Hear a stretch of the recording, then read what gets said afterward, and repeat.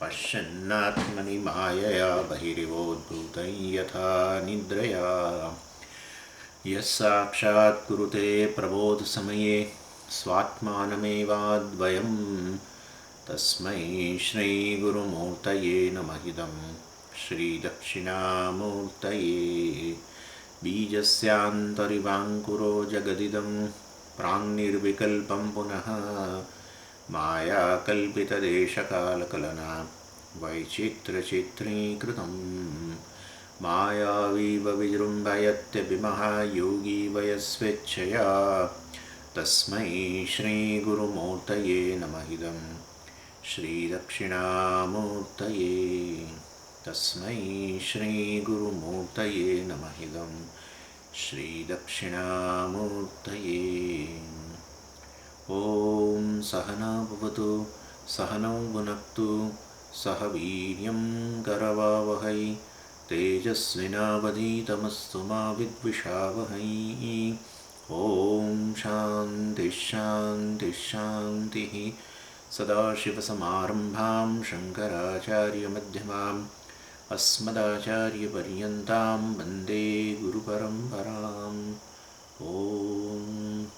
ॐ पार्थाय प्रतिबोधितां भगवता नारायणेन स्वयं व्यासेन क्रथितां पुराणमुनिना मध्ये महाभारतम् अद्वैतामृतवर्षिणीं भगवतीम् अष्टादशाध्यायिनीम् अम्ब त्वामनुसन्दधामि भगवद्गीते भवद्वेषिणीम्।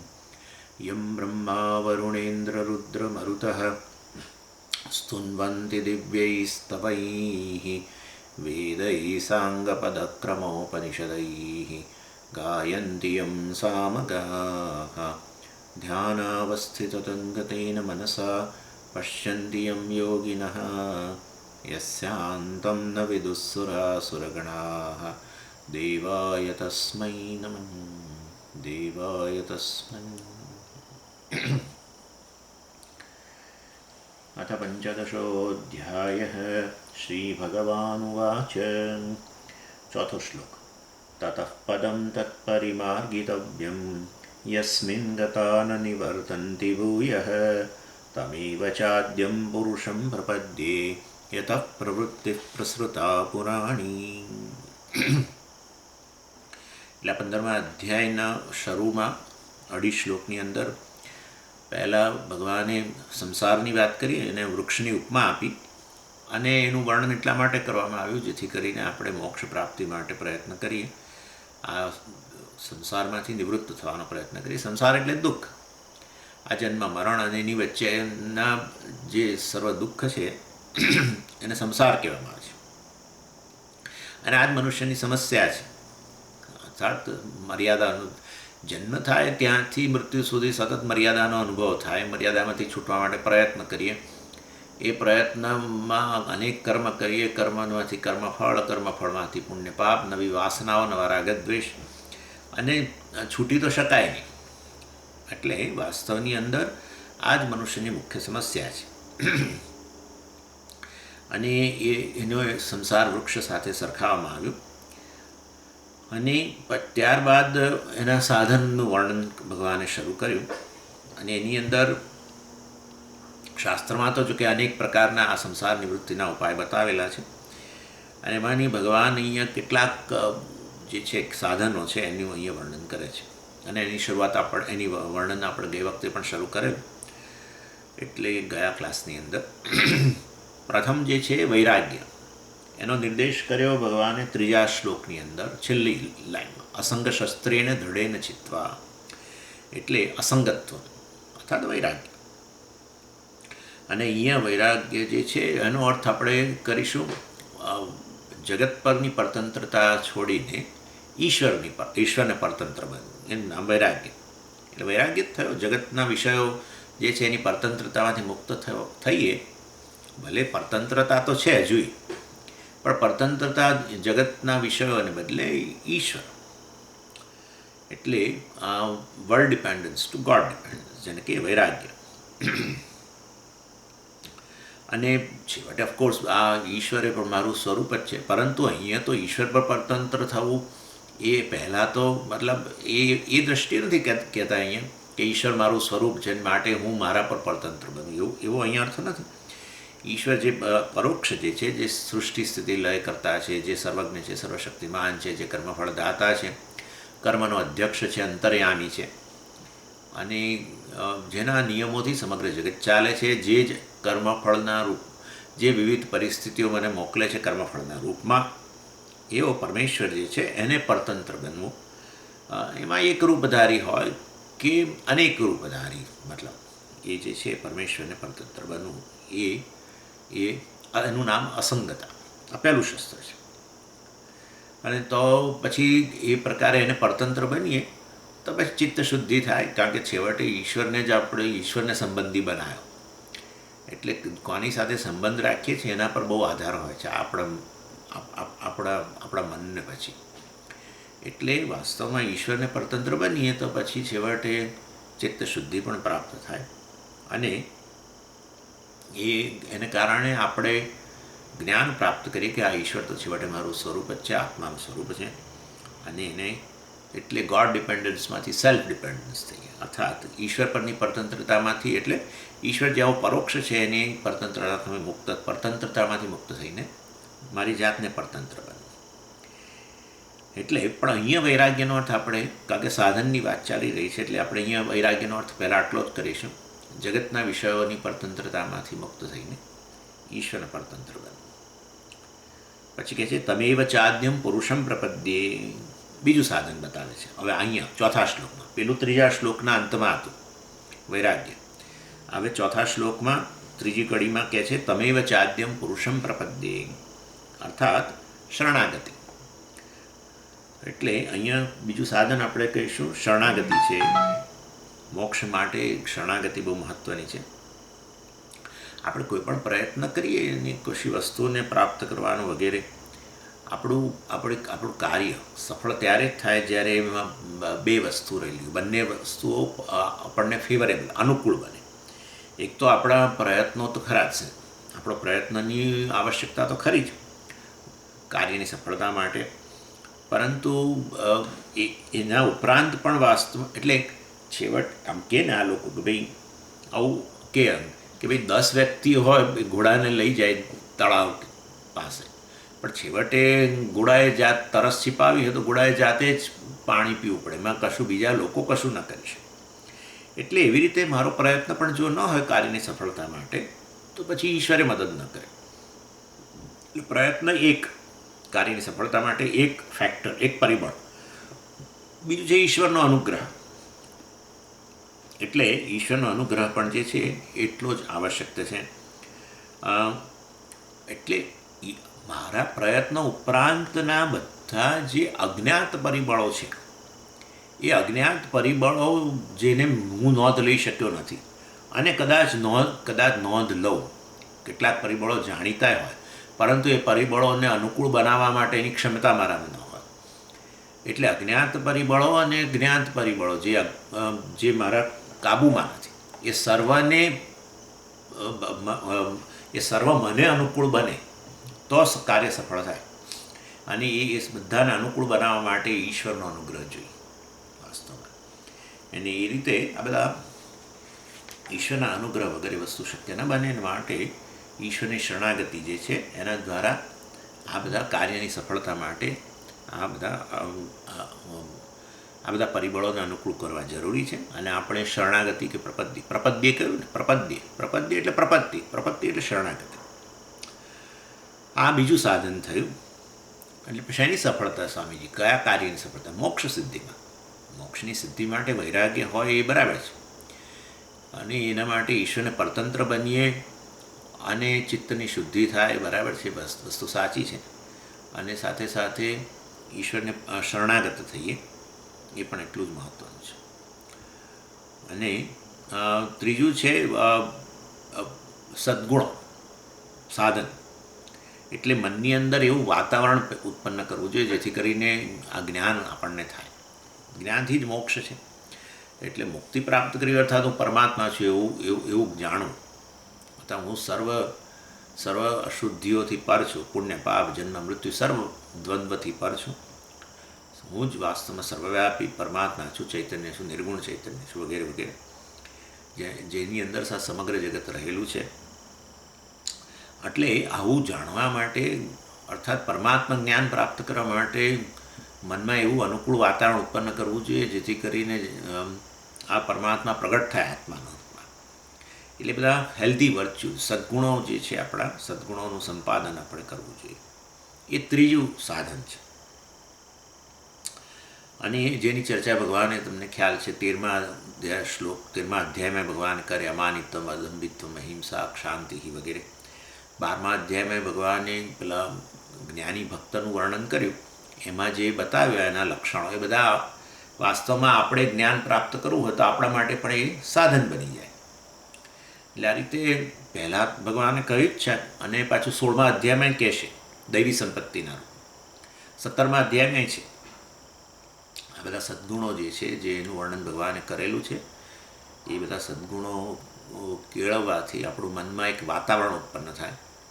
માન ન હોવું, ક્ષમા આપવી વગેરે, માનની માગણી ન હોવી, દંભ ન કરવો, અને હિંસા ન કરવી, ક્ષમા આપવી વગેરે વગેરે, જે બધી વાત કરેલી છે ભગવાને, એ વાતાવરણની અંદર પરમાત્મા જ્ઞાન જરૂર જન્મી શકે, મોક્ષ પ્રાપ્ત થઈ શકે. એટલે આ રીતે 3 વસ્તુ આપણે જોઈ: વૈરાગ્ય, શરણાગતિ અને સત્ગુણ. ચોથું છે વેદાંત વિચાર. વેદાંત વિચાર અર્થાત વેદાંતના વાક્યો, જે ખાસ કરીને મહાવાક્યો જે છે, એનું વિશ્લેષણ કરવું. અને એ મહાવાક્યના વિશ્લેષણ કરીને જ્ઞાન ઉત્પન્ન થાય. એ પ્રકારે વિશ્લેષણ એટલે શ્રવણ મનન કરવું. વેદાંતનું શ્રવણ અને મનન કરવું, જેથી કરીને જ્ઞાન જન્મે. હવે આમ ખાસ કરીને અધ્યાત્મ જગતની અંદર આવું સ્ટડી, શાસ્ત્રનું શ્રવણ મનન વગેરે, એ બધાને કોઈ મહત્ત્વ જ નથી. અધ્યાત્મ જગતમાં તમે જાઓ ને એટલે મોક્ષની વાત તો પ્રચુર માત્રામાં થાય. પણ મોક્ષ માટે આવું ભણવાનું, આવું ક્લાસ, આપણે કહીએ ને ક્લાસ, રેગ્યુલર ક્લાસ, આવો ક્લાસમાં ભણવાનું ને ભણવા જવું ને આ બધું પુસ્તકો વાંચવા, આ બધાને એ લોકો માને જ નહીં. કોઈ મોક્ષ પ્રાપ્ત કરવો હોય તો ધ્યાન કરો, આ તે વગેરે, જેથી કરીને કોઈ અલૌકિક અનુભવ થાય ને એ રીતે તમે મુક્ત બની જાઓ, એવું બધું જ માનતા હોય લોકો. એટલે બધે જ કોઈ પણ જગ્યાએ અધ્યાત્મ જગતની અંદર તમે ક્યારે આવું શાસ્ત્ર અધ્યયન વગેરેનો કદી કન્સેપ્ટ રહેલો જ નથી. અને એમાં પાછું એટલે શિસ્ત, પાછું સ્ટડી તો ખરું, પણ એવું નહીં કે આજે કોઈ પુસ્તક લીધું અને ધર્મદર્શન ને એનું 2 આર્ટિકલ વાંચ્યા ને પતી ગયું, પછી આવતી વખતે આવશે ચાલો ધર્મદર્શન, ત્યારે ફરી જોઈશું. અથવા પેલી પૂર્તિ આવે છે ને, ધર્મ વિષયક પૂર્તિઓ બધી ગુજરાત સમાચારને વગેરે, બસ એ વાંચીએ ને એટલે આ બસ કહ્યું છે ને સ્વામીજીએ, શાસ્ત્રનું અધ્યયન કરવું, તમે તો આ વાંચીએ છીએ. આનાથી કશું ન થાય. તો વેદાંતના ગ્રંથો છે એનું સિસ્ટમેટિક એકદમ અને દીર્ઘકાળ સુધી શ્રવણ અને મનન કરવું જોઈએ. એને અહીંયા અધ્યયન કહેવામાં છે. એટલે વેદાંત વિચાર એટલે આ શાસ્ત્ર અધ્યયન. એના વગર મોક્ષ પ્રાપ્ત ન થાય શકે. જ્ઞાનથી મોક્ષ પ્રાપ્ત થાય. આપણે તો બી અજ્ઞાન જ સમસ્યા છે. જ્ઞાનથી મોક્ષ મળતો હોય તો પછી જ્ઞાન પ્રાપ્તિ માટે જે કંઈ આ પ્રકારે અધ્યયન કરવું જ છે, એમાં ક્યાં એ કંઈ તદ્દન એ કોઈ બેહુદી વસ્તુ તો નથી જ. જ્ઞાનથી જ મુક્તિ મળે છે. એટલે વેદાંત વિચારનો અર્થ અહીંયા શ્રવણ મનન અને સાથે નિધિધ્યાસન પણ કરી શકીએ. અને એ વસ્તુ ભગવાન અહીંયા આ 4થા શ્લોકમાં પહેલી જ કડીમાં કહે છે, તતઃ પદમ તત્ પરિમાર્ગિતવ્યમ. એટલે પરિમાર્ગણનો અર્થ છે આવો આત્મવિચાર, શાસ્ત્ર અને આચાર્યની મદદથી આત્મવિચાર, આત્માના સ્વરૂપનું વિશ્લેષણ, કે હું ખરેખર કોણ છું. એ સ્વતંત્ર વિચાર નહીં, હું એમાં એવો કે સ્વતંત્ર વિચાર નહીં, શાસ્ત્ર અને આચાર્યની મદદથી. આચાર્ય પ્રતિપાદન કરે શાસ્ત્ર દ્વારા, કે શાસ્ત્ર કહે છે કે તું મુક્ત છું, તું જન્મ મરણથી પર છું, તું શુદ્ધ ચૈતન્ય છું, વગેરે વગેરે. જેવી રીતે તમે આપણા શરીરમાં કોઈ રોગ થયો હોય અને એના માટે જે ડૉક્ટર્સ હોય એ કંઈ આમ આપણું શરીર જોઈને કહી ન દે કે આ જ રોગ છે.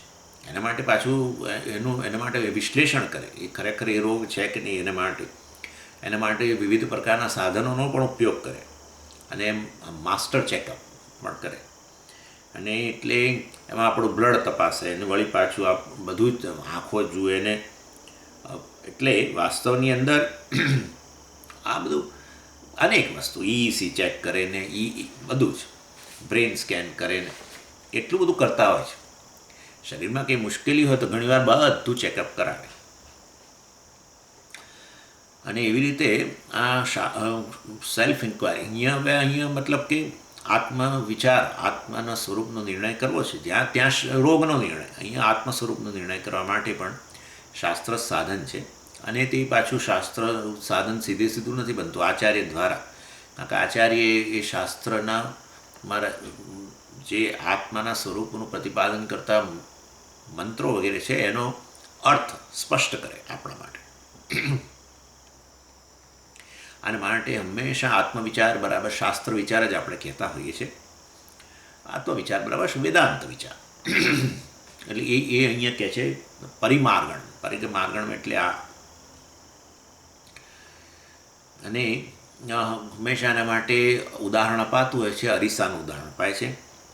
જેમ કે મારો ચહેરો જોવો હોય તો હંમેશા હું બધાના ચહેરા જોઈ શકું, પણ હું મારો ચહેરો કદી ન જોઈ શકું. તો પછી મારો ચહેરો જોવો હોય તો મારે શું કરવું પડે? આમ તો કે બધાના ચહેરા જોવા માટે તમારે નજર બહાર રાખવાની, બહાર એક બહિર્મુખ. પણ મારો ચહેરો જોવો તો મારે આમ આંખો અંદર કરવી પડે. શું કરવું? કારણ કે મારો ચહેરો જોવા માટે બહાર તો નજર ન થાય, પણ તમે જાણો છો મારો ચહેરો જોવા માટે બહાર જ નજર કરવી પડે. ક્યાં? અરીસામાં. અને માટે જ્યારે હું આમ લાગતું હોય શું, પણ અરીસામાં જોઉં એટલે હું ખરેખર બહાર નથી જોતો. અરીસામાં હું જ્યારે જોઈ રહ્યો હોઉં ત્યારે લાગે છે કે જાણે હું બહાર જોઈ રહ્યો છું, પણ ખરેખર હું મારી જાતની જ અંદર જોઈ રહ્યો છું. ક્યાં? અરીસામાં. કેવી રીતે ખબર પડી કે સ્વામીજી આપણે અરીસામાં નજર કરીએ છીએ ત્યારે બહાર નથી જોતા અને આપણી જાતને જોઈએ છે? એ તો સરળ છે, સરળ જ છે. તમારે ચંદન કે કુમકુમનો ચાંદલો કરવો હોય અને તમે અરીસામાં જુઓ તો ચંદન કુમકુમનો ચાંદલો ક્યાં કરો છો? તમે તમારા ચહેરા પર કરો છો? તમારા ચહેરા પર કરો છો કે ત્યાં પેલું આમાં દેખાય છે એના પર કરો છો? અરીસામાં દેખાય છે તમારો ચહેરો ત્યાં કરો છો કે અહીંયા કરો છો? અહીંયા જ કરો છો. એનો અર્થ કે તમે અરીસામાં કોને જોઈ રહ્યા હતા? અરીસામાં કોને જોતા હતા? તમારી જાતને જોતા હતા કે અરીસાને જોતા? એટલે હંમેશા દેખાય લાગે એવું કે આપણે બહાર નજર કરીએ છીએ, પણ ખરેખર આપણે આપણી જાતને જ જોઈએ છીએ. એટલે વાસ્તવની અંદર જેમ તમે આ લોકો બધું આવી આર્ગ્યુમેન્ટ બહુ કરે છે ઋષિકેશમાં. આત્માને જાણવો છે ને તમારે, તો પછી તમે આ બધું ભણવાનું ને બધું ક્યાં કરો છો? તમે તમારી જાતને થોડું પુસ્તકોમાં જોઈ શકો. તમારી જાતને જોવા માટે આંખો બંધ કરીને બેસો, ધ્યાન કરો, તો તમારી જાતને જોઈ શકો. એટલે આપણે કહીએ છીએ કે ભાઈ આપણે શાસ્ત્રમાં આપણે આપણી જાતને જ જોઈએ છીએ, જેવી રીતે અરીસામાં આપણે આપણા ચહેરાને જોઈએ છીએ. એટલે જેમ તમે વધુ આ શાસ્ત્રમાં જેમ અંદર ઊંડા ઉતરો એટલે યોગ્ય માર્ગદર્શન સહિત, ગુરુના માર્ગદર્શન સહિત, તો એમ તમારા વિશેની જ સમજ વધતી જાય છે. અને એ રીતે વાસ્તવમાં આત્મવિચાર જ થઈ રહ્યો છે અને એમાંથી જ આત્મ વિશેની સ્પષ્ટતા પણ આવે છે. અને માટે આ ચોથું સાધન વેદાંત વિચાર, અર્થાત વેદાંતના વાક્યોનું અને ખાસ કરીને મહાવાક્યો, તું બ્રહ્મ છું કે તું પરમાત્મા છું, એ વાક્યો બધા જે છે એનું વિશ્લેષણ કરવું, એને બરાબર સમજવા આચાર્યની મદદથી. એના વગર મોક્ષ પ્રાપ્ત ન થઈ શકે. એના માટે વેદાંત વિચાર પણ સાધન છે. આમાં રીતે 4 સાધનોની વાત કરી ચોથા શ્લોકની અંદર. અને આ સદ્ગુણો જે છે, સદ્ગુણોની વાત ઓફકોર્સ આ ચોથા શ્લોકમાં નથી, એ 5મા શ્લોકમાં શરૂઆતમાં જ છે. નિર્માણ મોહાય પછી જોઈશું. પરંતુ એ સિવાયના 3 વેદાંત વિચાર, શરણાગતિ અને વૈરાગ્ય. વૈરાગ્યની વાત 3જા શ્લોકની અંદર છેલ્લે કરી, અસંગ શસ્ત્રેને દૃઢેને ચિત્વા. શરણાગતિની વાત 4થા શ્લોકમાં જ 3જી કડીમાં કરી, તમેવ ચાદ્યમ પુરુષમ પ્રપદ્યે. અને વેદાંત વિચાર જે છે અથવા શાસ્ત્રનું શ્રવણ મનન નિધ્યાસન આચાર્યની મદદથી કરવું એ સાધન છે મોક્ષ માટે. એની ચર્ચા 4થા શ્લોકમાં જ પ્રથમ કડીમાં કરી, તતઃ પદમ તત્ પરિમાર્ગિતવ્યમ વગેરે. આ 4માંથી સૌથી મહત્વનું સાધન કયું? એટલે વાસ્તવમાં ભગવાન તો એવું કશું કહેતા નથી, અને પરંતુ આપણે જાણીએ છીએ કે વેદાંત વિચાર સૌથી મહત્ત્વની વસ્તુ છે. આત્મજ્ઞાન પ્રાપ્ત કરવું જોઈએ, અને એના માટે શાસ્ત્રના વાક્યોનું સમજ, શાસ્ત્રના વાક્યોનું વિશ્લેષણ કરી અને એ શાસ્ત્રના વાક્યો પ્રત્યેક આત્માના સ્વરૂપનું જ પ્રતિપાદન કરે છે એ વસ્તુ આચાર્યની મદદથી સમજવી એ મુખ્ય સાધન છે. બાકીના ત્રણ જે છે, બાકીના ત્રણ એટલે આ સદ્ગુણો કેળવવા વગેરે, અથવા શરણાગતિ હોવી ઈશ્વરની, જીવનમાં વધુ પરતંત્રતા, ઈશ્વરને પરતંત્ર બનતા જવું, વૈરાગ્ય હોવો વગેરે જે છે એ બધા મદદરૂપ છે, પણ ગૌણ સાધનો છે. મુખ્ય સાધન તો વેદાંતનો વિચાર જ છે. પેલા ત્રણ જે છે એ આપણને આ જ્ઞાન પ્રાપ્તિ માટે અધિકારી બનાવે. જેવી રીતે આપણે જેમ સર્જરી કરવાની હોય દાખલા તરીકે, તો એના માટે વાસ્તવમાં જેમ કેટલીક શરતો રહેલી હોય, એ શરતો જે છે એનું પાલન થાય તો પછી સર્જરી કરે ને તો આપણે રોગમાંથી મુક્ત બનીએ. એટલે એ બધી શરતો એટલે શું, આ લોકો સર્જરી કરતાં પહેલાં મેં કહ્યું ને બધી ટેસ્ટ કરે, પાછું આ બ્લડ પ્રેશર તપાસે ને આમાં આપણે કોઈ બ્લડ શુગર છે કે નહીં એ જુએ, ને ફલાણું નથી ને બધું, હૃદયની કન્ડિશન કેવી છે એ અને બધું હિસ્ટ્રી આપણી પૂછે, શું ભૂતકાળમાં શું શું થયેલું છે, પહેલાં કોઈ ઓપરેશન કરાવેલા છે, શું કરેલું છે, આ તે બધું અનેક વસ્તુ પૂછે. અર્થાત એ બધા પરિબળો બરાબર અનુકૂળ હોય તો સર્જરી કરીને પછી રોગમાંથી મુક્ત કરે આપણને. એવી રીતે અહીંયા પણ આ રોગ છે, સંસાર રોગમાંથી મુક્ત કરવા માટે વાસ્તવની અંદર છેવટે આત્મજ્ઞાન જ સર્જરી છે. પણ આત્મજ્ઞાનમાં એ રૂપી સર્જરી કરતાં પહેલાં બીજા બધા પરિબળોને ધ્યાનમાં લેવા પડે, અને એ બધા પરિબળો આ છે: વૈરાગ્ય હોવો વગેરે, શરણાગતિ ઈશ્વરની હોવી, સદ્ગુણો હોવા વગેરે વગેરે, અમાનિત્વ, અદંભિત્વ વગેરે હોવું. આ બધા પરિબળો હોય તો આપણે પછી સર્જરી, આત્મજ્ઞાન આપણને ગુરુ પ્રદાન કરે અને એ રીતે આપણે મુક્ત બનીએ. ખાલી પહેલાં આપણી બધી પરિબળો બધા યોગ્ય હોય, બ્લડ શુગરે બરાબર હોય, મતલબ કંટ્રોલમાં હોય, ને આપણું બ્લડ પ્રેશરે બરાબર હોય, અને બીજું બધું જ બરાબર હોય, આપણને દાખલ કરે એટલે પહેલાં બધું તપાસ કરે છે ને ઓપરેશન કરતાં એટલે બધું બરાબર હોય તો આપણે ડૉક્ટર રજા નથી આપી દેતા કે ના બધા પરિબળો બરાબર છે, ઘરે જાઓ, મુક્ત બની જશો. ના, સર્જરી તો કરવી જ પડે. એટલે એનો અર્થ કે સર્જરી મુખ્ય સાધન છે. એવી ને એવી રીતે અહીંયા પણ વેદાંત વિચાર જે છે એ મુખ્ય સાધન છે. અને આ રીતે આ ચારમાંથી આ સાધન મહત્ત્વનું ગણવામાં આવે છે.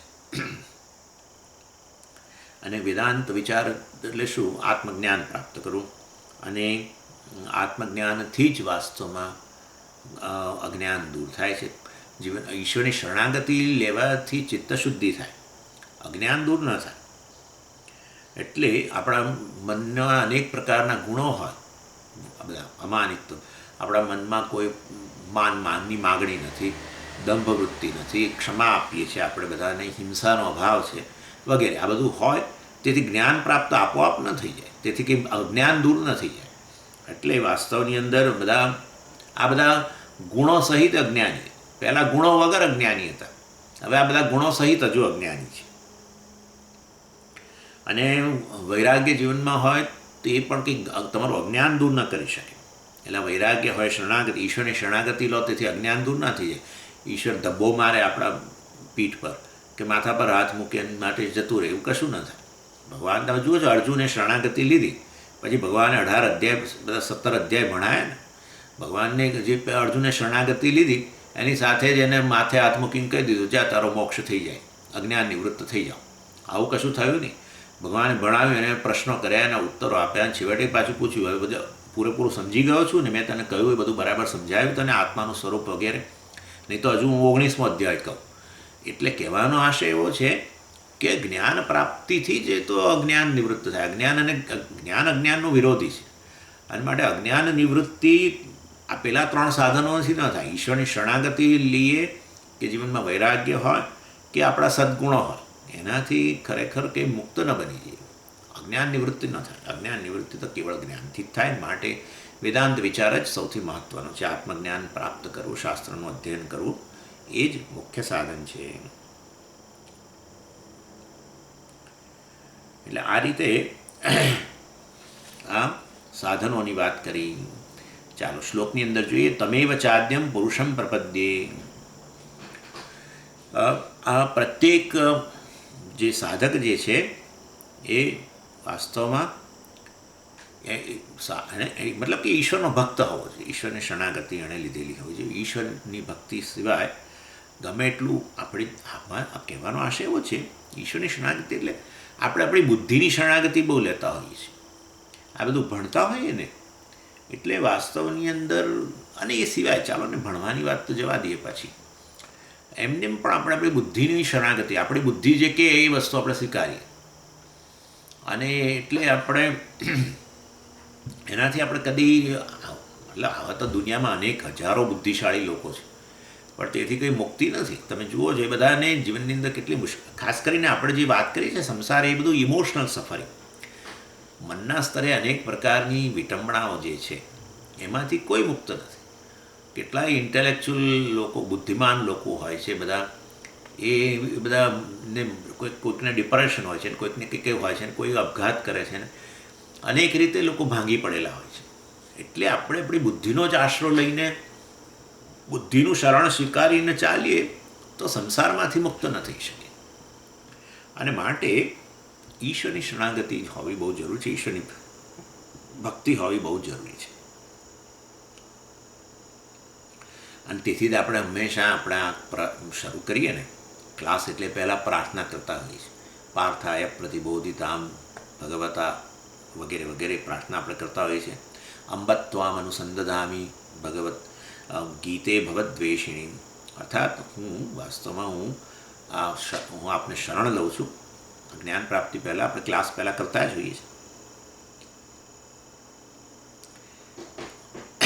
છીએ. એ વાસ્તવમાં એ વસ્તુ અર્થાત ઈશ્વરની શરણાગતિ બહુ મહત્ત્વની છે. એટલે તમેવ ચાદ્યમ પુરુષમ પ્રપદ્યે, હું એ પુરુષ પરમાત્મા જે છે એનું શરણ લઉં છું. અહમ પ્રપદ્યે, હું શરણ લઉં છું. અને પુરુષ શબ્દનો અર્થ પરમાત્મા કરવો જોઈએ. અને પુરુષ શબ્દનો અર્થ પરમાત્મા કરવા માટે આપણે બે રીતે એની વ્યુત્પત્તિ જોઈ શકીએ છીએ. એક, પુરુષ એટલે જે સર્વવ્યાપી છે તે, પૂરયતિ સર્વમિતિ પુરુષ, જે બધી જ વસ્તુઓને ભરી દે છે, જે સર્વવ્યાપી છે. અને બીજો શબ્દ છે, પુરુષ શબ્દની બીજી વ્યુત્પત્તિ છે પૂરે, વસતિ ઇતિ પુરુષ. પૂરમ એટલે આ શરીર જે છે એમાં વસતિ, એમાં નિવાસ કરે છે, જે એની અંદર જે આ શરીરમાં અભિવ્યક્ત બનેલો છે, હે ને, ચૈતન્ય શરીરમાં જ અભિવ્યક્ત બન્યું છે. અને એ રીતે આ શરીરમાં એ નિવાસ કરે છે, એ ચૈતન્ય જ વાસ્તવમાં પરમાત્મા છે. એટલે પુરુષ શબ્દના બે વ્યુત્પત્તિ થઈ. પૂરયતિ સર્વમિતિ પુરુષ, જે બધી જ વસ્તુઓને ભરી દે છે, બધી સર્વ વસ્તુઓને વ્યાપીને રહેલો છે. આમાં ભરી દે છે એટલે તમારે પાછું એવું નહીં રાખવાનું જેમ તમે એક બરણીમાં કંઈ ચોખા ભરો કે એવું પ્રકારે નહીં. અહીંયા વાસ્તવમાં જેવી રીતે ઘડામાં માટી ભરાઈ ગયેલી છે, ઘડામાં કણે કણની અંદર શું છે, માટી ભરેલી છે, માટી વ્યાપક છે, એવી રીતે ગણવાનું. પ્રત્યેક રૂપ જે દેખાઈ રહ્યું છે તમને, એ રૂપમાં સચ્ચિત કે અસ્થિભાતી ભરેલું છે, બીજું કશું છે જ નહીં. તમને ભલે ગમે તે બીજું કંઈ લાગતું હોય અજ્ઞાનને કારણે, માયાને કારણે, પરંતુ વાસ્તવમાં એનાથી જ ભરેલું છે. એટલે પરમાત્મા જે સર્વવ્યાપી છે એના માટે પુરુષ શબ્દ વાપર્યો. અને બીજું મેં કહ્યું પૂરે વસતિ, એટલે આ જે શરીરમાં અભિવ્યક્ત થયેલો છે, ચૈતન્ય શરીરમાં અભિવ્યક્ત થયું છે, એના કારણે તો આ બધું કામ કરી રહ્યું છે. આ બધા કર્મેન્દ્રિયો, જ્ઞાનેન્દ્રિયો, પ્રાણ, બધું વસ્તુઓ કામ કરી છે. આપણું મન, બુદ્ધિ, બધું જે કામ કરી રહ્યું છે શેના કારણે કામ કર્યું છે? કારણ કે ચૈતન્ય અભિવ્યક્ત થયું છે.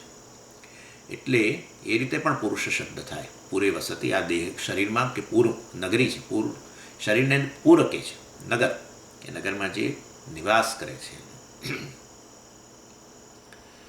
એટલે અને એ વસ્તુ સરળ સમજી શકાય છે. જો બધી જ વસ્તુઓને ભરી દેતો હોય પરમાત્મા, તો પછી આ શરીરને ભરી દેતો હોય. અને માટે શરીરમાં પણ જે અભિવ્યક્ત બનેલો છે, એ મારા હૃદયમાં જે અભિવ્યક્ત બનેલો છે, એ જ વાસ્તવમાં આ પરમાત્મા માટે પુરુષ શબ્દ યોગ્ય છે.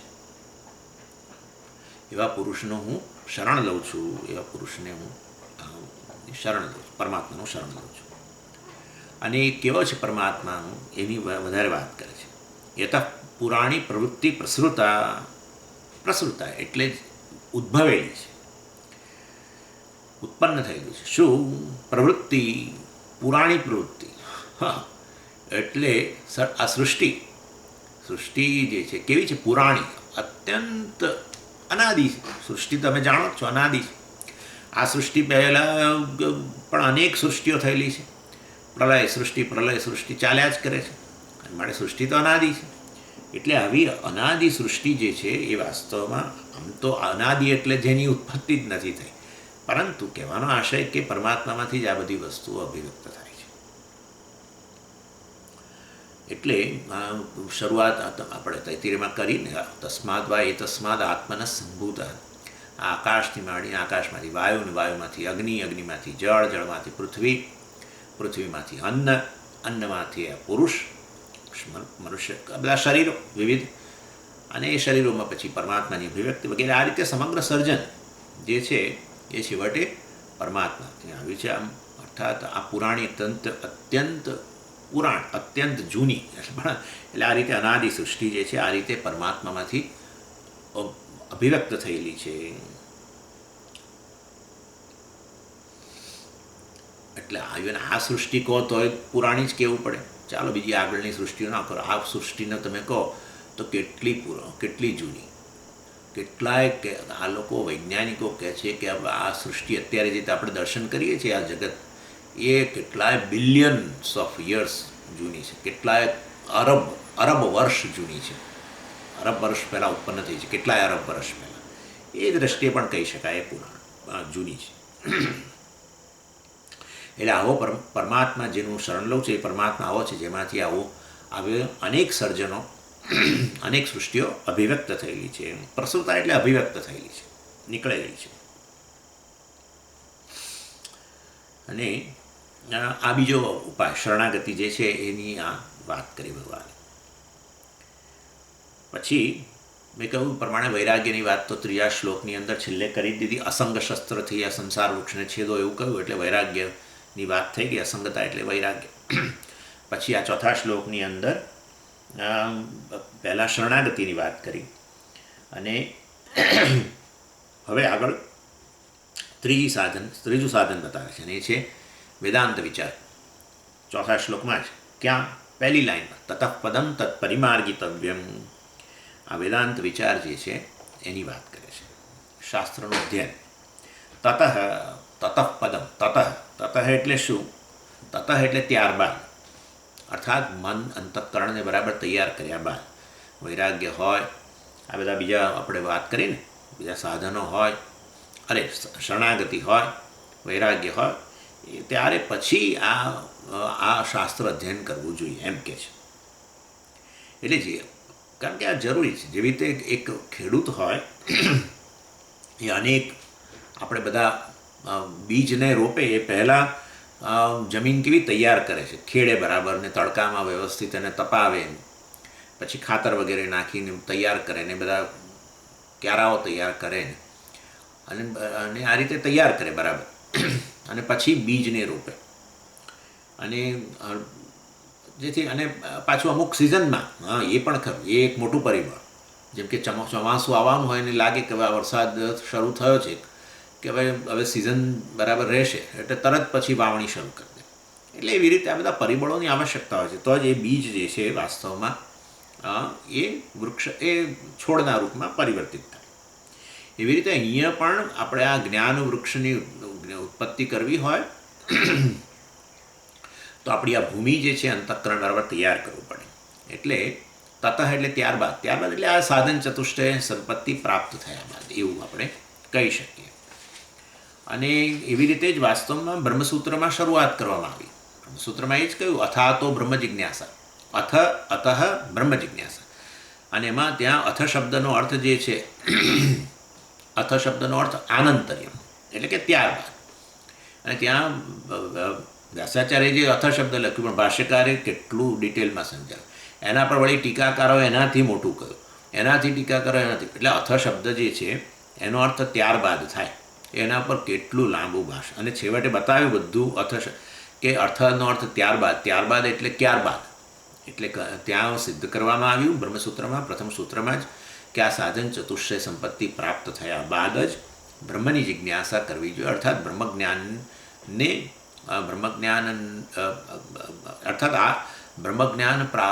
માટે પ્રયત્ન કરવો જોઈએ. અર્થાત વાસ્તવમાં વિચારક કર્તવ્ય. ત્યાં જિજ્ઞાસાનો અર્થ કર્યો બ્રહ્મની જિજ્ઞાસા કરવી જોઈએ એવું ના હોય કોઈ દિવસ. બ્રહ્મની જિજ્ઞાસાનો અર્થ કર્યો બ્રહ્મ વિચારક કર્તવ્ય, અર્થાત આત્મવિચાર કરવો જોઈએ, આત્માનું સ્વરૂપનું વિશ્લેષણ કરવું જોઈએ. એના માટે પછી શાસ્ત્ર આચાર્યની મદદ લેવી જોઈએ. એટલે ત્યારબાદ બ્રહ્મ જિજ્ઞાસા ક્યારે? જ્યારે અથ હોય તો. અથ એટલે ત્યારબાદ, અને ત્યારબાદ એટલે આ સાધન ચતુષ્ટય સંપત્તિ પ્રાપ્ત થયા બાદ. અને એ રીતે વાસ્તવમાં આપણું ઇનફેક્ટ આપણું આખું જે ધાર્મિક જીવન જે છે એ આ અથ શબ્દ દ્વારા આવી ગયું. ધાર્મિક જીવન જે છે એ શાના માટે છે? તમે જુઓ તો આપણે બીજું હમણાં બધું વિચાર ન કરીએ તો ધાર્મિક જીવનમાં ખાલી સંસ્કારો વગેરે ગણીએ. સંસ્કાર આપણા બધા, એ બધા સંસ્કારો જે આપણા 16 સંસ્કારો જે છે એમાંના પહેલાં 15 સંસ્કાર જે છે, 16મો તો અંત્યેષ્ટિ સંસ્કાર છે, અગ્નિ સંસ્કાર, એટલે એ નહીં, પરંતુ 15 સંસ્કાર જે છે, સંસ્કારનો અર્થ જ શુદ્ધિકરણ. એટલે મનુષ્યના અંતઃકરણને શુદ્ધ કરવા માટે આ સંસ્કાર રહેલા છે, અને એ ધાર્મિક જીવનના અંતર્ગત છે. અને એની અંદર તમે જો જુઓ તો ગર્ભાધાન સંસ્કાર છે, એને આ પુંસવન સંસ્કાર છે, એને સીમંત સંસ્કાર છે, એને જાતકર્મ સંસ્કાર છે, અને આ સંસ્કારનો અંતર જ વાસ્તવમાં આ રીતે શુદ્ધિકરણ છે. એટલે જે કંઈ આપણે ઇવન તહેવારો છે આપણે બધા, એ પણ આ રીતે જ છે. તહેવારો આપણે બધા ઈશ્વરની આસપાસ જ ગૂંથાયેલા છે. નવરાત્રિ હોય કે શિવરાત્રિ હોય કે જન્માષ્ટમી હોય કે ગણેશ ચતુર્થી હોય કે હનુમાન જયંતિ હોય કે ગમે તે હોય, એટલે બધા 4 તો નવરાત્રિ વર્ષમાં. શું તો નવરાત્રિમાં ખાઈ પીને બેસી રહેવા માટે છે ને? નવરાત્રિ સાધના માટે જ છે, માતાજીની ઈશ્વરની સાધના માટે છે.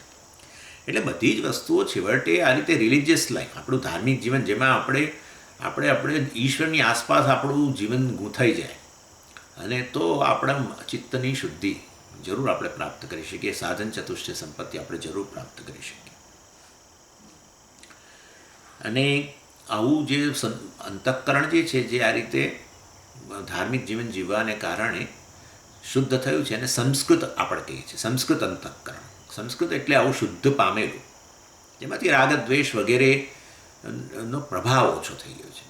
અને આ બધું અનેક બીજા કકળાટ, બીજા માનની માગણી ન હોય, એટલે ઈર્ષા, ક્રોધ, આ તે, હરીફાઈ, કામ, આ બધી વસ્તુઓ હવે ઘણા પ્રમાણમાં એનો પ્રભાવ આપણા મન પર ઓછો થઈ ગયો હોય તો ધાર્મિક જીવન સફળ થયું, આપણું અંતઃકરણ શુદ્ધ થયું એવું કહેવાય.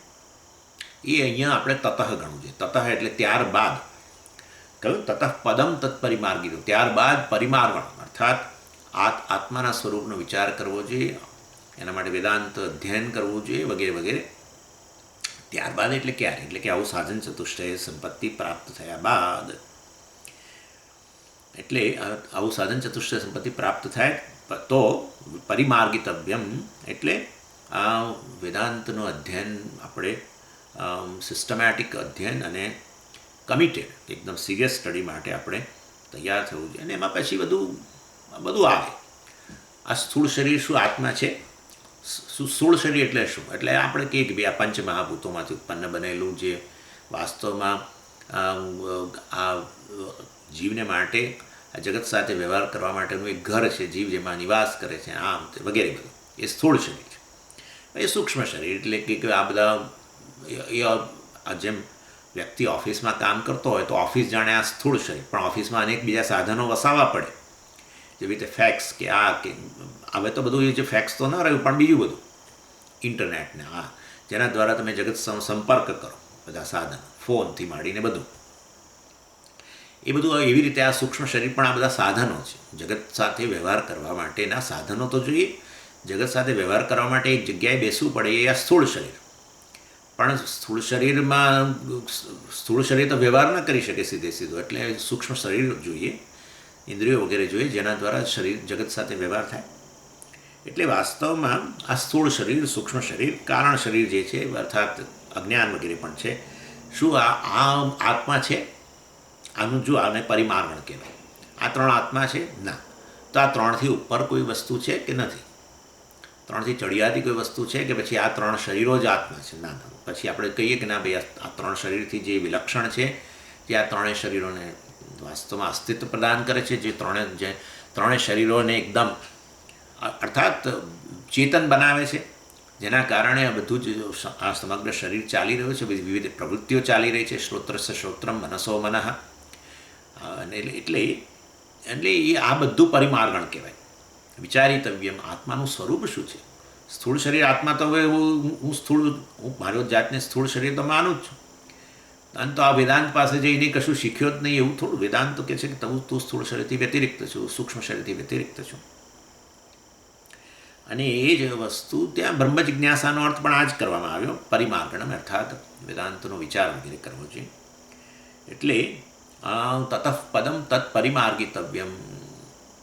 પણ એટલે તમે પરિમાર્ગણ કરો છો, તમે વિચાર કરો છો, વિશ્લેષણ કરો છો, પણ શેનું વિશ્લેષણ કરો છો? પદમ, તતઃ પદમ, તત એટલે સાધન ચતુષ્ટય પ્રાપ્ત કર્યા પછી એ વિચાર વિશ્લેષણ કરો, પણ શેનું? પદમ. એટલે પદમનો અર્થ આપણે અહીંયા કરેલો વાસ્તવમાં પદ્યતે ઇતિ પદમ. પહેલાં ગયા ક્લાસમાં એક વાત થઈ હતી, પદ્યતે ઇતિ પદમ એટલે અકર્મ વિપત્તિ છે. એટલે જે છે જે મનુષ્યના જીવનનું છેવટનું ધ્યેય છે એ પદ કહેવાય. મોક્ષ કે પરમાત્મા કે આત્મા, બ્રહ્મ. એ બ્રહ્મનું વિશ્લેષણ કરવું જોઈએ, આત્માનું વિશ્લેષણ અથવા આત્મ સ્વરૂપનું વિશ્લેષણ કરવું જોઈએ. અથવા પદ શબ્દનો બીજો અર્થ થાય જે અધિષ્ઠાન છે, એ પણ પદ કહેવાય. અર્થાત આ સમગ્ર જગતનું અધિષ્ઠાન શું છે, આ ત્રણેય શરીરનું અધિષ્ઠાન શું છે, સત્ય શું છે, સમગ્ર જગતનું સત્ય શું છે. અહીંયા અહમ જે છે, અહંકારનું અધિષ્ઠાન શું છે. ત્રણેય શરીરોમાં અહમ વ્યાપેલો છે, પણ એક અહમ જ વાસ્તવમાં મારું વાસ્તવિક સ્વરૂપ છે કે અહમનું પણ અધિષ્ઠાન છે. અને અહંકારનું અધિષ્ઠાન સાક્ષી વાસ્તવમાં એનું અધિષ્ઠાન છે.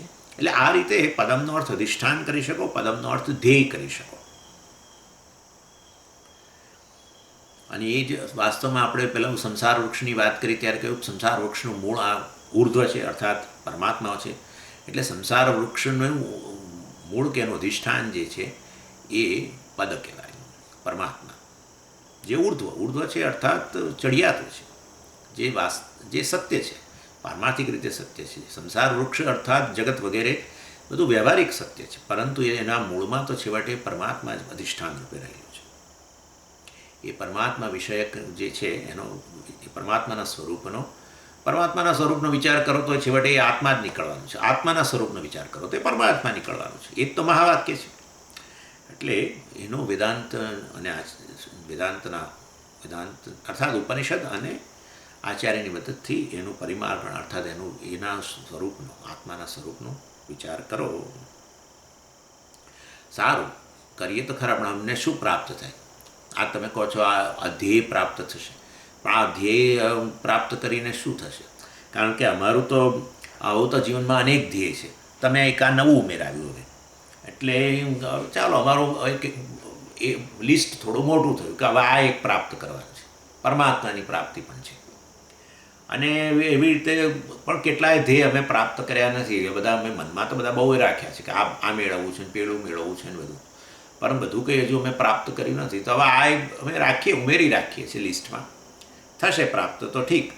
અને અમે થાય છે શું, પાછું અમે જે પ્રાપ્ત કરીએ છીએ પાછું એમાં જ અમે તો ઊંડા ઉતરી જઈએ છીએ. ધન અમારા જીવનનું ધ્યેય હતું, ધન મળ્યા પછી કે અમે ત્યાં અટક્યા નહીં, વધારે ધનની ઈચ્છા થઈ. કંઈ પદવી મળી કોઈક અથવા કીર્તિ મળી, કીર્તિ 10 લોકો જાણતા થયા તો હવે એમ થાય છે કે 100 લોકો જાણે સારું, 100 લોકો જાણે તો એમ થાય છે કે હવે 2000 લોકો જાણે તો મને સારું. એટલે અર્થાત આ તમે કંઈ પરમાત્માની પ્રાપ્તિનું ધ્યેય જણાવો છો એ વાસ્તવમાં આવા જ પ્રકારના ધ્યેય છે કે જે પ્રાપ્ત કર્યા પછી પણ એવો ને એવો જ અસંતોષ વગેરે રહેવાનો છે, એ પ્રશ્ન હોઈ શકે છે. એટલે વાસ્તવમાં બ્રહ્મજ્ઞાન પ્રાપ્ત કરવું કે બ્રહ્મને જાણવું એ પણ શું આ પ્રકારનું ધ્યેય છે કે કેમ? નાના આ બીજા બધા ધ્યેય કરતાં ભગવાન કહે છે આ તો જુદા જ પ્રકારનું ધ્યેય છે. કેમ? તો કહે છે કે આ ધ્યેય એવું છે કે જે વાસ્તવમાં પ્રાપ્ત કર્યા પછી તમે બધા ધ્યેય છોડી જ દેશો. ઇનફેક્ટ બધા તમારા અત્યાર સુધીના લિસ્ટમાં જે બધા રાખ્યા છે તમે એજન્ડા, કે આ પ્રાપ્ત કરું, તે પ્રાપ્ત કરું, બધું જતું રહેશે. આ એવું ધ્યેય છે. કેમ? તો કે આ તમે આ છે ને, આ ધ્યેય તો ઘરે પહોંચવા જેવું છે. જેમ તમે બધે ફરતા હો, સિટીમાં નીકળ્યા, આ પેલી જગ્યાએ ગયા ને ત્યાં ગયા ને પેલું ખરીદવા ગયા ને પેલી દુકાનમાં ગયા ને કોઈકને મળવા ગયા ને કેટલું લોકો નીકળી પડતા હોય છે. સવારે નાસ્તો કરીને નીકળી જાય અને પછી વાસ્તવમાં કેટલી જગ્યાઓએ ફરી. એ તો કેટલી જગ્યાઓ ફરે તો ફરવા દો પછી ના, આપણે જ્યાં પણ ફરતા હોય છેવટે એમના મનમાં છે કે મારે છેવટે ઘેર પહોંચવાનું છે. ઘેર પહોંચે ને ત્યારે એમને બધા ધ્યેય શાંત થઈ જાય એવું છે. એટલે આ બ્રહ્મને પ્રાપ્ત કરવું અર્થાત પોતાના ઘરમાં પહોંચવા જેવી વાત છે. અને માટે કારણ કે આપણું વાસ્તવિક ઘર છે. કોણે તમને કહ્યું આવું કે ઘર છે? એ છાંદોગ્યની અંદર કહ્યું ને, સતા સૌમ્ય તદા સંપન્નો ભવતી સ્વમ અપિતો ભવતી. મનુષ્ય જ્યારે સૂઈ જાય છે ત્યારે એ વાસ્તવમાં પોતાના ઘરમાં જતો રહે છે. પરમાત્મા એ જેનું ઘર છે, એ જેનો આશ્રય છે, અને ત્યાં પહોંચી જાય છે. કારણ કે ત્યાં એ પહોંચ્યા પછી યુ ફીલ એટ હોમ. તમને બહુ નિરાંત લાગે છે. એટલે જાગ્રત કાળે અનેક જગ્યાએ ભટકે છે. શાંતોગી મેં દ્રષ્ટાંત છે, જેવી રીતે પેલું પક્ષી અનેક જગ્યાએ ભટકતું હોય દિવસ દરમિયાન, અને સાંજ પડે આવી પોતાના માળામાં જેમ પાછું આવે ને કેવું એ નિરાંતનો અનુભવ કરે. એવી રીતે વ્યક્તિ જ્યારે સુષુપ્તિમાં જાય છે ત્યારે બહુ નિરાંતનો અનુભવ કરે છે. સુષુપ્તિમાં એ ક્યાં જાય છે? છેવટે એના ઘરમાં જ જાય છે. માટે ઘર એટલે આત્મા કે પરમાત્મા. એટલે આ રીતે બીજા બધા જે છે એ બધા ધ્યેય તમે પ્રાપ્ત કરો છો એ વાસ્તવમાં તમને કદાચ રિલેક્સેશન આપે, થોડીક રાહત આપતા દેખાય, પરંતુ એ ત્યાર પછી બીજું એક ધ્યેય તૈયાર જ ઊભું હોય છે. આપણે તમે જુઓ, નાનપણથી જ જુઓ, પહેલાં એજ્યુકેશન, કે ભાઈ એજ્યુકેશન પ્રાપ્ત કરવું છે, એમાં કેટલું બધું. એમાં પહેલાં એજ્યુકેશન તો બરાબર, પણ એમાંય પાછું પહેલાં તો કે ભાઈ એસએસસી આપણે પૂરું થાય એટલે બસ એસએસસીમાં સારા ટકા આવે તો સારા, પછી કે હવે એચએસસી હાયર સેકન્ડરીમાં સારા, એ ધ્યેય એમાં સારા ટકા, એમાં પછી ફલાણી મેડિકલ કે એન્જિનિયરિંગ કે બીજું એ ધ્યેય કોલેજના, એમાં પાછી એમાં આપણે ઉત્તીર્ણ થઈએ એવી, પછી એમાં જ પાછા અનુસ્નાતક ને પછી વળી કાં તો પીએચડી, પછી એટલે ઇન શોર્ટ એક પછી એક એજ્યુકેશનનું ધ્યેય બધું પતી ગયું. ચાલો હવે, પણ ત્યાં તો બીજું ઊભું જ છે. શું? તો કે હવે નોકરીનો પ્રશ્ન છે. નોકરીનો માટે પ્રયત્નો ચાલે છે અને એમાં નોકરી મળી ગઈ. ચાલો નોકરી મળી પછી હવે પાછું બીજું ધ્યેય લગ્ન કરવાનું.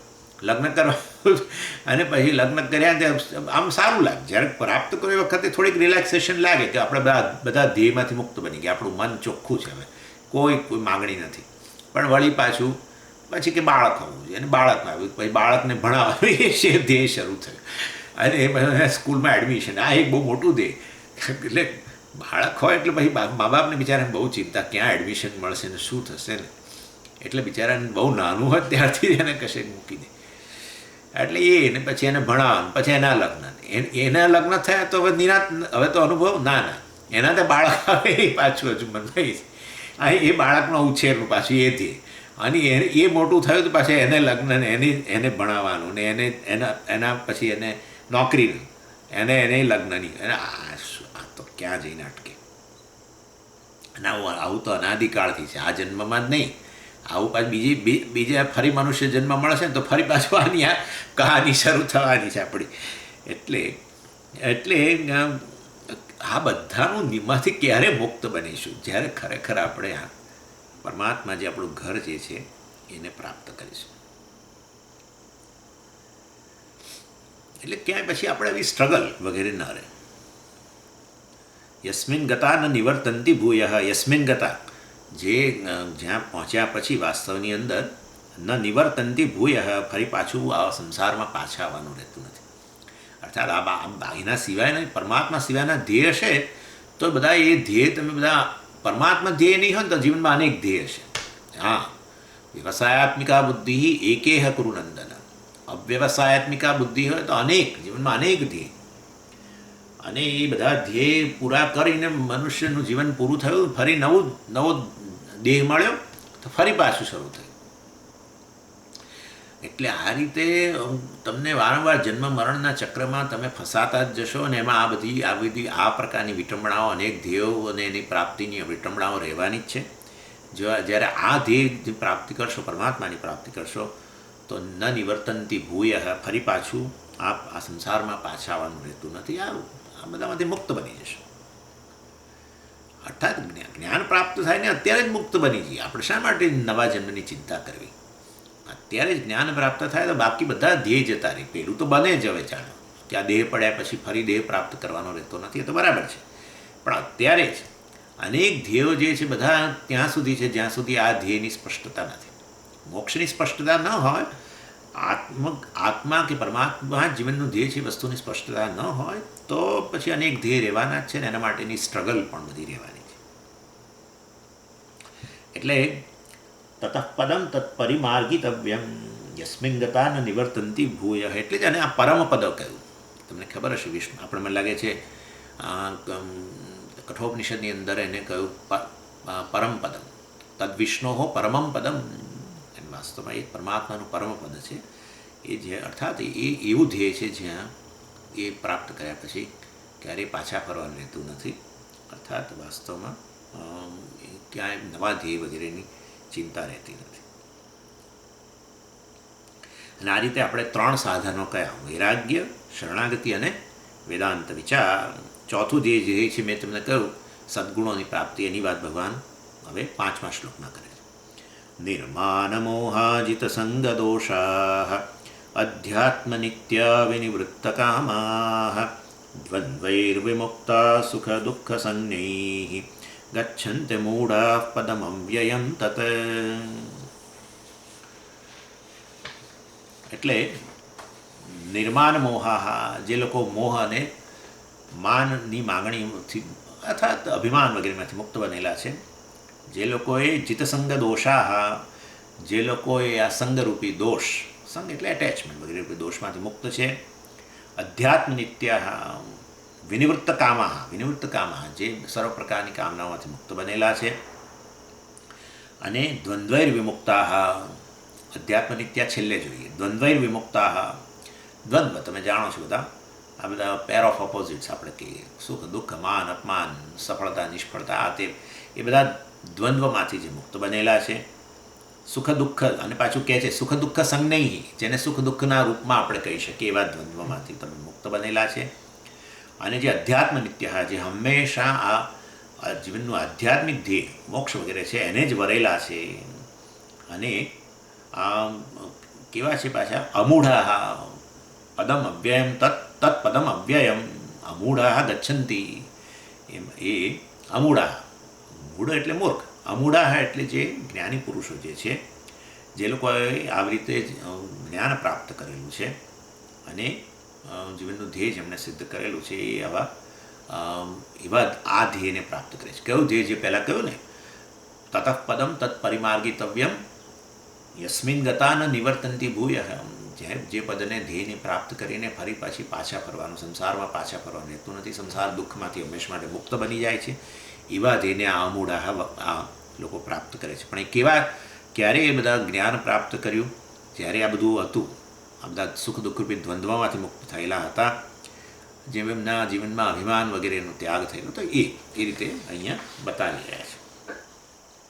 એટલે અહીંયા આ ચોથી જે સાધન જે છે મોક્ષ માટેનું, અહીંયા કે સદ્ગુણો જે મેં તમને કહ્યું એની વાત કરે છે. સદ્ગુણોને કેળવવા, આ બધા એની અહીંયા વાત કરી રહ્યા છે. એટલે આમ તો 13મા અધ્યાયમાં આપણે જોયું જ છે અમાનિત્વમ અદંભિત્વમ વગેરે. 8 થી 12 શ્લોકો તમને ખબર છે. 13મા અધ્યાયના શ્લોક નંબર 8 થી 12. અને 16મા અધ્યાયમાં ભગવાન દૈવી સંપત્તિના રૂપમાં તો કહેવાના જ છે, પણ અહીંયા કેટલાક સેમ્પલના રૂપમાં અહીંયા કહે છે. શું કહે છે? નિર્માણ મોહા. ભગવાન સૌથી મુખ્ય વસ્તુ કહે છે નિર્માણ મોહ. એટલે નિર્માણ અને નિર્મોહ. નિર શબ્દ જે છે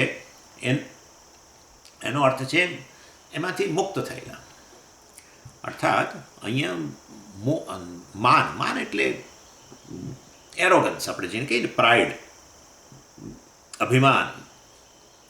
એ આપણે ગમે એટલા સાવધાન હોઈએ તો તમે જોજો એ ક્યાંથી અંદર પ્રવેશી જાય છે ખબર નથી પડતી. આ અભિમાન તો અત્યંત સાવધાન રહેતા હોય છે તોય ક્યાંકથી ને ક્યાંકથી વસ્તુ પ્રવેશી જતી હોય છે. થોડુંક કંઈક આપણે જીવનમાં સફળતા મળીને એટલે આપણા મન પર આ સવાર થઈ જ જાય છે.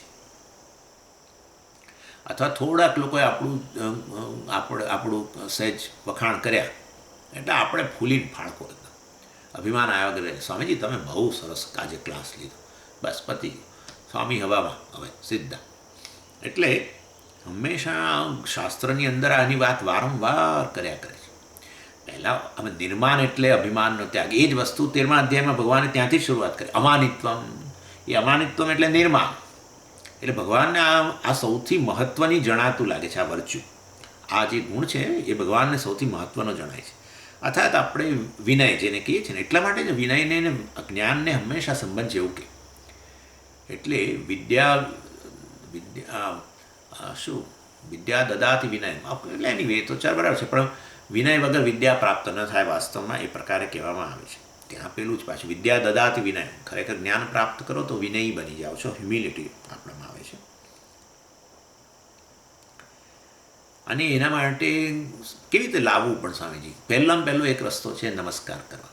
બધાને સાષ્ટાંગ નમસ્કાર કરવાની જરૂર નથી, જ્યાં જરૂર હોય ત્યાં સાષ્ટાંગ નમસ્કાર કરવા, પણ એ તો બે હાથ જોડીને તો નમસ્કાર કરી જ શકીએ. અને જે કોઈ તમારા વખાણ કરે તો સામે આમ નમસ્કાર તો કરી જ શકીએ, એ તો કરી શકાય. અર્થાત વાસ્તવમાં અને એ વસ્તુ બહુ મહત્ત્વની છે. એટલે વાસ્તવની અંદર આ ફિઝિકલ ભૌતિક દૃષ્ટિએ બહાર આપણે એક્સપ્રેસ કરવું જોઈએ આ રીતે આપણી વિનયતા. આવું કરીએ એટલે છે એવું નથી, પરંતુ આ વિનય લાવવા માટેની આ એક પદ્ધતિ છે. એટલે આપણાથી આપણા ગુરુઓ હોય, આપણા ટીચર્સ, મતલબ કે આપણા વડીલો હોય કે ઈશ્વર હોય, સર્વત્ર નમસ્કાર કરવાની એક આ પદ્ધતિ છે. આપણા ત્યાં આપણા મતલબ કે કલ્ચરની અંદર, આપણા સંસ્કૃતિમાં આ રહેલું જ છે નમસ્કાર. એ આપણી એટલે જ આ લોકો એર ઇન્ડિયામાં આ પોસ્ચર રાખે છે. એનીવે નમસ્કાર એટલે નમસ્તે આપણે બોલવાનું પણ આપણા કલ્ચરમાં છે. નમસ્તે, તમને નમસ્કાર, આ પ્રકારે વિનય. બીજી વસ્તુ છે વિનય, અભિમાનને દૂર રાખવા માટે, વિનય લાવવા માટે હંમેશા આપણાથી ચડિયાતા લોકો છે ને એને યાદ કર્યા કરવા. એટલે તમે જોશો તો ઇવન આ અધ્યાત્મશાસ્ત્ર, આપણે અત્યારે અધ્યાત્મ જગતની વાત કરીએ તો આ ક્ષેત્ર દાખલા તરીકે જેમાં વેદાંત શાસ્ત્રનું અધ્યાપન થતું હોય, એમાં કેટલા બધા ચડિયાતા લોકો છે. હું અધ્યયન કરતો હોઉં તો મારા કરતાં કેટલાય ચડિયાતા લોકો છે, અને હું અધ્યાપન કરતો હોઉં, ભણાવતો હોઉં તો મારા કરતાં કેટલાય મોટા ટીચર્સ બધા રહેલા છે, જે લોકો સુંદર બધું ભણાવી શકતા હોય, ઘણું બધું એમને યાદ હોય અને એકદમ સુંદર પ્રવચન આપતા હોય. એટલે વાસ્તવની અંદર હું કે આ જગતની અંદર સૌથી મોટો કંઈક છું નહીં. મારા પોતાના જ ક્ષેત્રમાં મારાથી ચડિયાતા અનેક પ્રકારના લોકો છે, અને એ બધાને સતત યાદ કરીએ ને તો આપણો અહંકાર છે કે આપણો અભિમાન છે એ થોડો દબાયેલો રહે, વિનયતા આવી જાય આપણો. અને એ સિવાય પણ કદાચ આપણામાં કોઈ ચડિયાતાપણું જણાય, લોકો કે ના સ્વામીજી તમારું આ ચડિયાતાપણું છે સમથિંગ, માનો ને, તો પણ વાસ્તવની અંદર એના માટે ઈશ્વરનો જ આભાર માનવો જોઈએ. કારણ કે છેવટે આપણે હમણાં જ જોયું કે સમગ્ર જગતની ઉત્પત્તિ જ ઈશ્વરમાંથી થઈ છે. એટલે આ શરીર, સ્થૂળ શરીર હોય, સૂક્ષ્મ શરીર હોય, બધી જ વસ્તુઓ છેવટે ઈશ્વરે જ ઉત્પન્ન કરેલી છે. ઈશ્વર જ એનું ઉપાદાન કારણ છે. અને માટે અહીંયા જે કંઈ છે સૂક્ષ્મ શરીરના સ્તરે, દાખલા તરીકે કંઈક થોડું જ્ઞાન હોય, કે કોઈકને સ્થૂળ શરીરના સ્તરે સુંદરતા હોય, કોઈકની બુદ્ધિ એકદમ શાર્પ હોય, કોઈકની લાગણીઓની દૃષ્ટિએ ઘણો ચડિયાતો હોય, કોઈકની સ્મૃતિ શક્તિ સારી હોય, કોઈનું ઇન્દ્રિયોની શક્તિ સારી હોય, એને ઇન્દ્રિયોનો પાવર, ઘણાને વાકશક્તિ એકદમ બહુ સરસ હોય, અસ્ખલિત બોલી શકે બધું, કેટલાકની દર્શન શક્તિ સરસ હોય, કેટલાકની શ્રવણ શક્તિ સરસ હોય, કેટલાકની ભૂખ તરસ ઘણી સારી હોય, મતલબ કે પ્રાણ શક્તિ ઘણી સારી હોય. એટલે અને સર્ક્યુલેશન બહુ સરસ એકદમ, એટલે કોઈ જગ્યાએ પેલો કોલેસ્ટ્રોલ નહીં, આ નહીં, તે નહીં, મતલબ બધી સ્થૂળ શરીર કે સૂક્ષ્મ શરીરની જે કંઈ વિશેષતાઓ છે બધી પરમાત્માની જ અભિવ્યક્તિ છે છેવટે તો. અને માટે તો આપણે ભગવાને 10મા અધ્યાયમાં બધાને વિભૂતિના રૂપમાં કર્યું. એટલે વાસ્તવની અંદર ઈશ્વરની જ અભિવ્યક્તિ છે, અને માટે કદાચ કોઈ આપણી સ્મૃતિ શક્તિને વખાણ કરતું હોય તો આપણે તરત જ એને પાસ ઓન કરી દેવાનું. પાસ ઓન કરવું બહુ શ્રેષ્ઠ છે. કશીક પણ વસ્તુના આપણા વખાણ થયા કે તરત એને પાસ ઓન કરી દેવા. ક્યાં? ઈશ્વરને. કારણ કે એ છે એનું જ છે બધું, એ જ તો માલિક છે. અને માટે એને પાસ ઓન કરી દઈએ ને તો આપણે આ ગર્વમાંથી બચી જઈએ. પાસ ઓન કરવું બસ સીધું. કોઈ આપણને નમસ્કાર કરે તો એ પાસ ઓન કરી દેવા સીધા. હા, એટલે ઈશ્વરને તો આપણે ગર્વ ન થાય. સ્વામીઓને બિચારાઓને આ તકલીફ પડે, અનેક લોકો નમસ્કાર કરતા હોય એટલે એમાં જ કદાચ ગર્વ ઉત્પન્ન થાય, હું બહુ ચડિયાતો છું, આમ છું, પવિત્ર ફરાણ વગેરે. પાસ ઓન જ કરી દેવું. પાસ ઓન કરી દઈએ ને એટલે આપણે આપણી પાસે રાખીએ ને તો પછી એમાંથી આપણે આ બધું ઉત્પન્ન થાય. રાખવું જ નહીં. અને બીજી રીતે પણ જોઈ શકીએ કે ચાલો મને આપેલું છે, ઈશ્વરની અભિવ્યક્તિ એ તો શ્રેષ્ઠ છે અને એ રીતે જોવું, વિભૂતિના રૂપમાં જોવું, અથવા એ બધું મને ભગવાને ભેટ રૂપે આપ્યું છે. આપનારી જ છે છેવટે તો. હું તો મારી જાતે કશું કરી શકતો નથી. આ બધી વસ્તુઓ મને મળેલી છે ભેટમાં. ના સ્વામીજી, મેં મારી જાતે આ બધું ઉત્પન્ન કરેલું છે, સેલ્ફ મેડ છું. આ બધું તો મારી જાતે, મેં મારી સ્મૃતિ શક્તિ મારી જાતે વિકસાવી છે. અરે ભાઈ, એ સ્મૃતિ શક્તિ વિકસી શકે એવો નિયમ રહેલો જ હતો. તમે એનો ઉપયોગ કર્યો, પણ એ ઉપયોગ કર્યો ત્યારે ઉપયોગ કરવા માટેની ક્ષમતા ઈશ્વરે આપી. એના માટે સંજોગો તમારા માટે અનુકૂળ બનાવી આપ્યા, બધું જ વળે. એના માટે તમે એકલા એના માટે કશો ગર્વ લઈ શકો એવી સ્થિતિમાં જ નથી. એનીવે, એટલે તમને આપેલું છે એમ આપણે ગણીએ અને ગિફ્ટ છે તો એ પણ એ વાસ્તવની અંદર ઈશ્વરની ગિફ્ટ છે એ રૂપમાં જ જોવી જોઈએ. અને કારણ કે કઈ ઘડીએ જતું રહે ને ખબર નથી પડતી. આપણને આપણા ગળાના દાખલા તરીકે આપણે બહુ સુંદર ગાતા હોય અને વખાણ કરતા હોઈએ, પણ તમે જુઓ છો કઈ ઘડીએ એ જતું રહે. ઘણીવાર તો એક કપ આઈસ્ક્રીમ ખાય ને ગળું ખરાબ થઈ જાય. આપણે હવે કંઈક તમે જરા ગાઓ ને તો એ કેટલું બિચારા પ્રયત્ન કરે પણ ન ગાઈ શકે અને શરમાય. પછી આખું ગાઈ લીધા પછી ભજન કે ન બરાબર તમે મને આઈસ્ક્રીમ ખવડાવ્યો, મારું ગળું ખરાબ થઈ ગયું. એટલે આવું છે. જે ગળાના આપણે વખાણ કરતા, બધા લોકો વખાણ કરતા હતા, એ ગળાની મતલબ એમાં જે ક્ષમતા છે એ ક્ષમતા ક્યારે જતી રહે કંઈ ખબર જ નથી પડતી. આપણી સ્મૃતિ શક્તિ માટે બહુ એ બધું આપણને હોય. એક એક્સિડન્ટ થાય ને ક્યાં બધું જતું રહે ખબર નહીં. અને એક્સિડન્ટ ન થાય તો એ જેમ ઉંમર જાય એમ આપણે કેટલી બધી વસ્તુઓ ભૂલી જઈએ. રૂપને માટે આ તમે ચામડી શરૂમાં બધા જન્મે ત્યાર પછી ચામડી ઘણી એમને ચળકતી હોય. પછી તમે જેમ જેમ આગળ જાઓ લોકો કહે હા તમારી તો સ્કિન કેટલી સરસ છે. પણ તમે જુઓ તો એ જ વ્યક્તિ 2-5-10 વર્ષ પછી તમે મળો બિલકુલ નિસ્તેજ થઈ ગયેલા. હા છે, આવું જ છે. એટલે આપણે જે વસ્તુ આપણને આપવામાં આવી છે એ ઈશ્વરની ભેટ છે અને ભગવાનની ઈચ્છા થશે ત્યારે એ લઈ જ લે છે અને લઈ લેશે. માટે એના માટે ગર્વ કરવા જેવું નથી. આ વસ્તુ આપણે ધ્યાનમાં રાખવી જોઈએ. તો પછી આવું જો મનમાં હોય ને તો પછી આપણા મનમાંથી એટલે બે વસ્તુ કે કેટલાક લોકો મારા કરતાં ચડિયાતા છે અને બીજી વસ્તુ આ બધું જે મને પ્રાપ્ત થયેલું છે એ ઈશ્વરે પ્રદાન કરેલું છે. આ વસ્તુને સતત જો ધ્યાનમાં રાખીએ અને ફિઝિકલી આપણે શારીરિક દ્રષ્ટિએ બધાને નમસ્કાર કરતા શીખીએ. નમસ્કાર બધાને પગે લાગવું એવું નથી, પણ આ રીતે પણ નમસ્કાર કરી શકાય 2 હાથ જોડીને, કોઈ પણ પ્રકારના હેઝિટેશન વગર, કોઈ પણ પ્રકારના. તો પછી આપણામાં વિનય જે છે એ જરૂર ઉત્પન્ન થાય અને એને અહીંયા નિર્માણ કર્યું. નિર્મોહ, નિર શબ્દ બધા સાથે ઉમેરવાનું. નિર્માણ મોહ એટલે નિર્માણ, નિર્મોહ. અને એટલે નિર્મોહ એટલે મોહ ન હોવો, નિર્માણ એટલે માનનો ભાવ આપણે જોયું, અભિમાન ન હોવો, અને નિર્મોહ એટલે વાસ્તવમાં મોહ પણ ન હોવો જોઈએ. અને એની ચર્ચા હવે આપણે આવતી વખતે અહીં કરીશું. સમય પૂરો થાય છે. ઓમ પૂર્ણમદ પૂર્ણમિદમ પૂર્ણાત પૂર્ણમુદચ્યતે પૂર્ણસ્ય પૂર્ણમાદાય પૂર્ણમેવાવશિષ્યતે. ઓમ શાંતિ શાંતિ શાંતિ.